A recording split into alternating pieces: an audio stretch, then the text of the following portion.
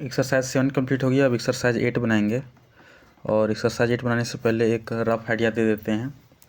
जो भी सेंटेंस का लास्ट में होता है रहे या फिर लगता है या फिर होता है लगता है या फिर रहता है, यानी कि ओवरऑल अगर ता है रहे तो वहाँ पे ईज लगेगा। जैसे कि दूध उजला होता है और जैसे साधु दयालु होता है और साधु दयालु होते हैं, दोनों में फ़र्क है। जब साधु दयालु होता है बोल रहा है तो इसका मतलब वो एक साधु का बात कर रहा है, और होते हैं बोल रहा है इसका मतलब एक से ज़्यादा का बारे में बात कर रहा है। तो यहाँ पे हम मोटा मोटी बात बता रहे हैं कि अगर लास्ट में होता है रहे, होता है लगता है रहता है, तो समझ जाना है को एक के बारे में बात कर रहा है, यानी सिंगुलर। सिंगुलर के साथ लगता है ईज। फिर अगर वो बात कर रहा है होती है का या फिर लगती है या फिर रहती है, यानी कि लास्ट में यहाँ क्या आ रहा है, यहाँ पे आ रहा था ता है, यहाँ पे आ रहा है ती है, तो यहाँ पे लग जाएगा फिर से ईज।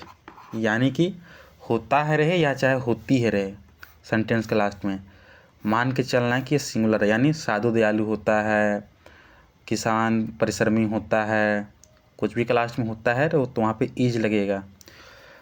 ठीक है, होता है या होती है रहे तो।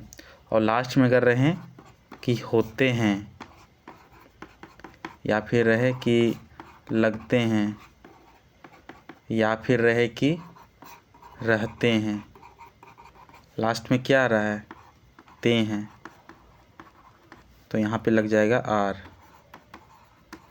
यानी कि कि साधु दयालु होता है तो लिखेंगे सेंट इज काइंड, और वही रहे कि साधु दयालु होते हैं तो होगा द सेंट्स आर काइंड, क्योंकि यहाँ पे प्लूरल का बात कर रहा है। तो ये हम रफ आइडिया दे दिए, वरना ताकि कन्फ्यूजन ना हो कि कब होता में है इज लगेगा या होती है में। हम 100% तो गारंटी नहीं, पर हाँ 99% ये चीज़ एप्लीकेबल है।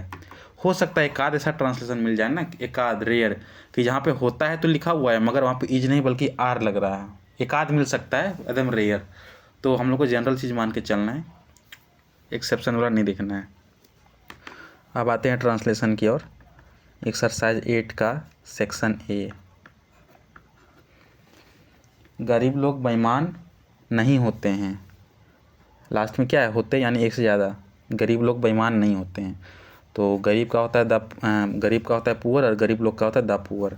तो हो जाएगा the poor are not dishonest.